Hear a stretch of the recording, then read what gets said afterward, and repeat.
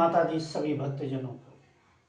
सर्वप्रथम सभी भक्तजनों को एवं यूट्यूब फैमिली को चैत्र नवरात्रि की हार्दिक हार्दिक शुभकामनाएं। माता रानी आप सभी की मनोकामना पूरी करे, आपकी झोलियां खुशियों से भरे, दिन दुगनी रात चौगनी वृद्धि करे, आपकी समस्त मनोकामना पूरी करे। तो आज का विषय है कि 1.5 फुटिया क्या होता है और क्या क्या काम करता है, कैसे इसकी साधना होती है। तो ज़्यादा समय न लेते हुए आज का जो विषय है 1.5 फुटिया साधना। क्या होता है 1.5 फुटिया? 1.5 फुटिया होती है कि जो नवजात शिशु दुनिया छोड़ देते हैं या जन्म होते ही दुनिया से चले जाते हैं, उनको 1.5 फुटिया कहते हैं। वो एक प्रेत आत्मा बन जाती है। वह एक पूर्णतः शक्तिशाली शक्ति बन जाती है। जो 1.5 फुटिया होते हैं, इनकी जो हड्डियां होती है, शरीर जो होता है उनका, वो जागृत अवस्था में रहता है। तो 1.5 फुटिया क्या काम कर सकता है, कैसे काम करता है? 1.5 फुटिया की साधना कहाँ की जाती है? करने वाले और कहने वाले तो कहते हैं कि 1.5 फुटिया की साधना जो होती है घर पे भी हो जाती है, लेकिन घर पे ये साधना भूल से भी ना करें, क्योंकि ये एक नटखट शक्ति होती है और बहुत ही शक्तिशाली शक्ति होती है, जिसके ऊपर ये चिपक जाता है, लग जाता है, उसको हटाना बहुत ही असंभव हो जाता है। क्योंकि जैसे आप सभी लोग जानते हैं कि तंत्र की दुनिया में हर चीज संभव है,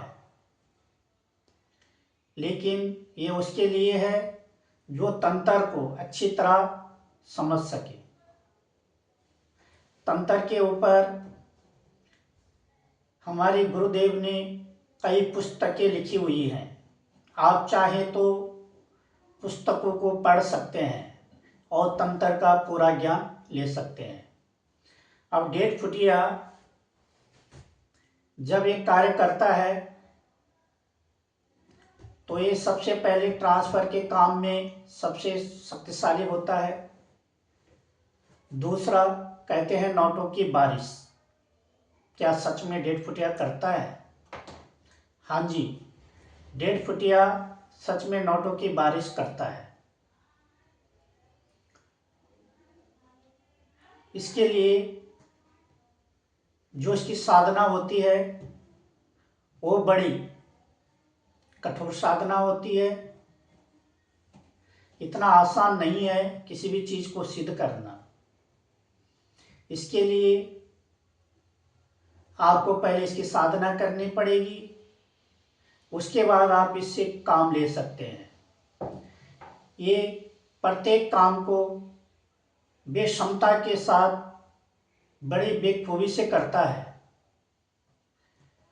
जैसे कि नोटों की बारिश में इसको कहा जाता है, और ज़्यादातर सामान ट्रांसफ़र करने के लिए ये पूर्ण सक्षम है।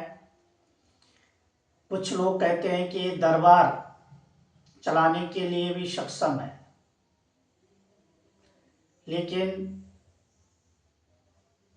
सबसे ज़्यादा इसका जो है सामान ट्रांसफ़र करना, वशीकरण करना, उत्पात मचाना, यह ज़्यादातर ये काम करता है, क्योंकि जो बच्चा होता है, एक बच्चे में कितनी नटखटता होती है, उसी तरीके से यह काम करता है, बड़ी चतुराई के साथ और बेखूबी से काम करता है।